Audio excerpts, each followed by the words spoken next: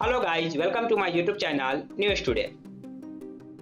All India judicial service अखिल भारतीय न्यायिक सेवा एक बार फिर काफी ज्यादा चर्चा में है, जिसको लेकर कई अखबार में कई सारे आर्टिकल्स लिखे गए हैं। और इस बार चर्चा में इसलिए है क्योंकि संविधान दिवस के मौके पर भारत की जो राष्ट्रपति है श्री द्रौपदी मुर्मू जी, वो सुप्रीम कोर्ट पहुंचे थे। वहां उन्होंने डॉक्टर भीमराव अंबेडकर की मूर्ति का अनावरण भी किया और फिर वहां जजों को संबोधन भी किया, स्पीच दिया। इसी स्पीच के दौरान सुप्रीम कोर्ट में श्री द्रौपदी मुर्मू जी ने all India judicial service examination का जिक्र किया, जिसके बाद फिर से यह चर्चा काफी ज्यादा तेज हो गई है। और आपने देखा होगा कि जो इस देश की न्यायिक प्रणाली है, न्यायिक नियुक्ति प्रणाली, जिसको लेकर के कई बार कंट्रोवर्सी चलते रहते हैं, कई बार क्रिटिसाइज किया जाता है इस देश के न्यायिक के जो नियुक्ति प्रणाली है कि ये ऐसी प्रणाली है जो दुनिया में कहीं नहीं पाई जाती, यह भी भाई भतीजावाद तक ही सीमित है, यानी कुछ चुनिंदे परिवार तक ही सीमित है। जैसा कि आप जानते होंगे कि सुप्रीम कोर्ट और हाई कोर्ट के जजों की नियुक्ति की जो प्रक्रिया होती है वो कॉलेजियम के सिफारिश पर होती है,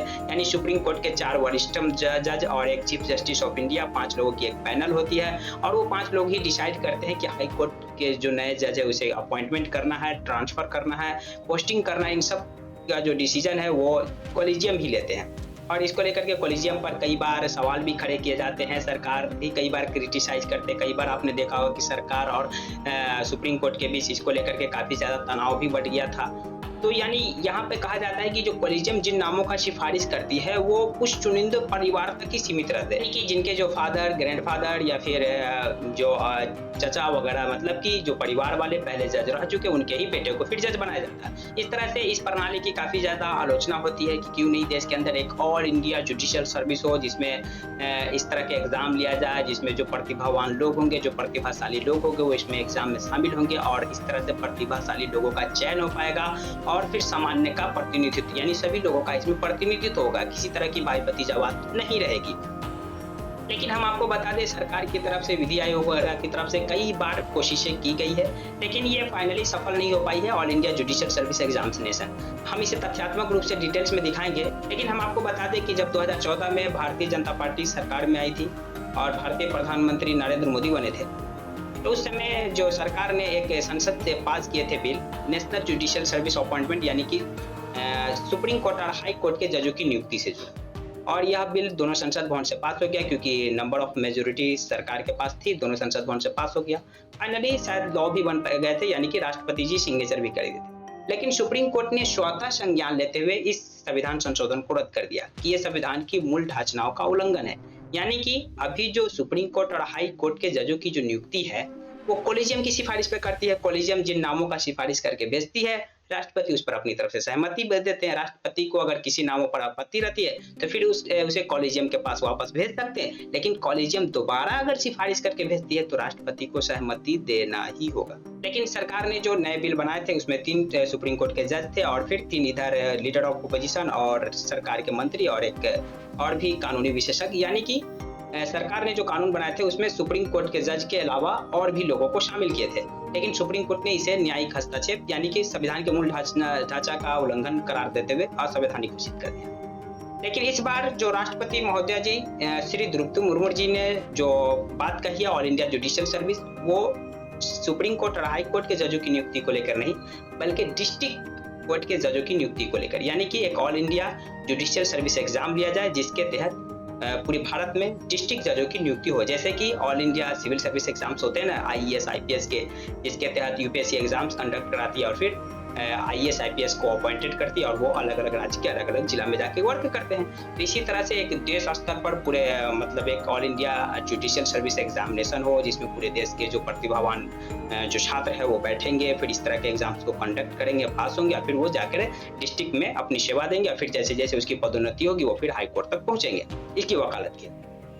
हम आपको जानकारी के लिए बता दें कि अभी डिस्ट्रिक्ट जज में नियुक्ति की 2 प्रोसेस है। एक तो पीसीएस जे, जैसा जानते होंगे कि आप स्टेट पीसीएस होता है जिसके तहत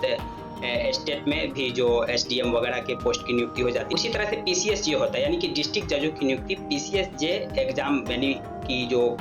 पब्लिक सर्विस कमीशन है वो एग्जाम लेती है और फिर एग्जाम्स को जो बच्चे क्रैक करते हैं वो उनका डिस्ट्रिक्ट जजों के तौर पर नियुक्ति होती है। दूसरी प्रोसेस होती है कि आप अगर 7 साल से ज़्यादा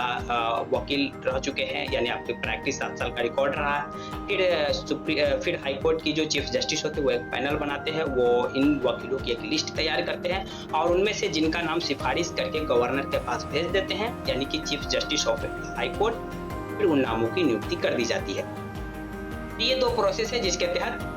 डिस्ट्रिक्ट जजों की नियुक्ति होती है। लेकिन जो राष्ट्रपति जी ने जो कहा है वो ऑल इंडिया स्तर पर, यानी कि अभी हर स्टेट की जो पीसीएस होती है, पीसीएस मतलब कि पब्लिक सर्विस कमीशन, जो जुडिशियल एग्जाम्स को कंडक्ट करती है, इसके तहत या तो नियुक्ति होता है, या तो फिर हाई कोर्ट के जो चीफ जस्टिस होते हैं वो सिफारिश करके भेजते हैं, इसके तहत नियुक्ति होता है। लेकिन राष्ट्रपति जी ने कहा कि पूरे ऑल इंडिया पर हो, ताकि उसका जो ट्रांसफर पोस्टिंग को लेकर के किसी एक स्टेट तक ना सीमित रहे, कहीं भी उसका ट्रांसफर पोस्टिंग किया जा सके। फिर जैसे जैसे सीनियरिटी होगी फिर उनको पदोन्नति मिलकर हाई कोर्ट और फिर आगे तक के जज को बनाया जा सके। ऐसे जो देश में काफ़ी ज़्यादा जो केसेस पेंडिंग है,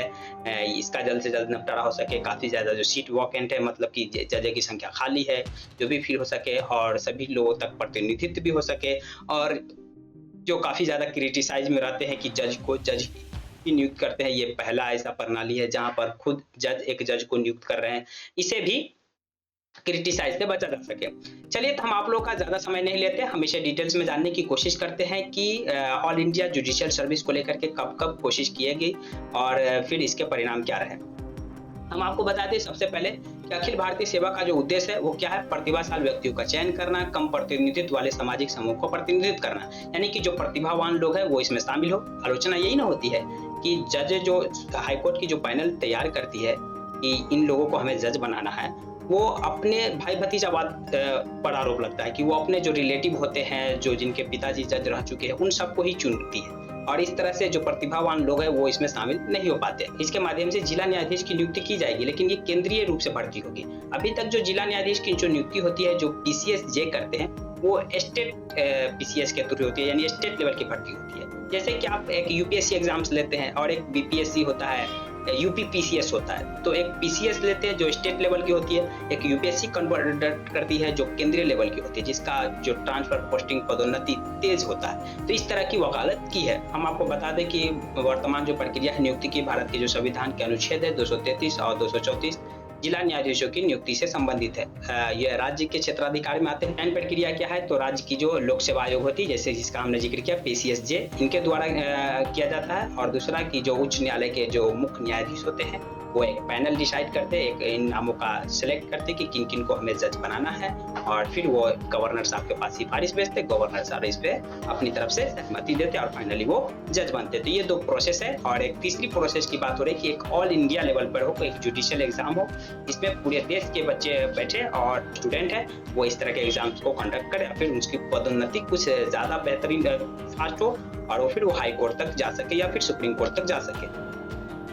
ऐतिहासिक संदर्भ बताएं तो अखिल भारतीय न्यायिक जो सेवा का विचार 1958 में ही पहली बार आ चुकी थी। जो भारत की जो विधि आयोग है उसकी 14वीं रिपोर्ट में इस प्रस्तुत की थी कि एक देश स्तर पर अखिल भारतीय न्यायिक सेवा होना चाहिए, जैसे देश स्तर पर अखिल भारतीय सिविल सेवा है, ऐसा होना चाहिए। फिर हम आपको बता दें कि वर्ष 1961, 1963 और 1965 में मुख्य न्यायाधीशों का सम्मेलन हुआ था और इस समय भी यह विचार प्रस्तुत हुआ था कि देश के अंदर अखिल भारतीय न्यायिक सेवा होना चाहिए। और फिर हम आपको बता दें कि 1978, 1986 में न्यायिक व्यवस्था में देरी। आपने देखा होगा कि देश के अंदर किसी भी फैसले को आने में 30 साल, 40 साल, 50 साल लग जाते हैं। हमने कुछ दिन पहले ही एक वीडियो रिकॉर्ड किया था जिसमें सुप्रीम कोर्ट काफ़ी ज़्यादा नाराज दिखे कि एक 1942 का मामला अब तक वहाँ के लोअर कोर्ट में पेंडिंग था, सुप्रीम कोर्ट को इस पर फैसला देना पड़ा। सुप्रीम कोर्ट काफ़ी ज़्यादा सख्त नाराज भी दिखे कि 40-50 साल पुराने मामले पर अगर फैसला आता है तो देर से मिला हुआ न्याय भी कंप्लीट न्याय नहीं कहलाता। ये जो न्याय मिला 40-50 साल बाद, तो क्या वो जिस समय ये घटना घटी और जितना उसका महत्व रहा होगा 40-50 साल बाद यही महत्व रह जाता है कि नहीं, अभी काफ़ी ज़्यादा महत्वपूर्ण हो जाती है। तो देश में जो न्यायिक जो प्रक्रिया है, न्यायिक व्यवस्था, इसमें काफ़ी ज़्यादा देरी को लेकर भी यह विधि आयोग ने उस समय फिर से इस विचार को दोहराया था कि एक ऑल इंडिया न्यायिक प्रक्रिया होना चाहिए, ऑल इंडिया जो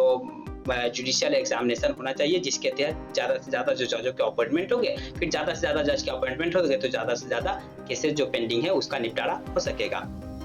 फिर हम आपको बता दें 2006 में भी एक संसदीय समिति ने इस तरह के विधेयक मसौदा तैयार किए थे, अखिल भारतीय न्यायिक सेवा का समर्थन किया था कि इस तरह का होना चाहिए। वर्ष 2020 में भी केंद्र सरकार ने इस विचार पर सहमति दर्ज की थी। और हम आपको बता दें 1976 में जो 42वां कॉन्स्टिट्यूशनल अमेंडमेंट हुआ था, संविधान संशोधन के द्वारा अखिल भारतीय न्यायिक सेवा को संविधान के अनुच्छेद 312 में जोड़ा भी गया था। लेकिन फाइनली अब तक इस पर किसी तरह का मतलब की कोई सहमति नहीं बन पाई है, यानी कि ये प्रोसेस शुरू नहीं हो पाया है। और फिर से एक बार जो राष्ट्रपति महोदया जी है श्री द्रौपदी मुर्मू जी ने इस तरह के आह्वान किए हैं और देखना होगा कि आगे इस पर सुप्रीम कोर्ट की तरफ से क्या स्टैंड लिया जाता है और सरकार इस पर अपनी तरफ से आगे क्या फैसला लेती है। All India judicial service examination आगे आने वाले समय में हमें देखने को मिलता है और ये होना भी चाहिए ताकि जो देश के जो प्रतिभावान लोग हैं जो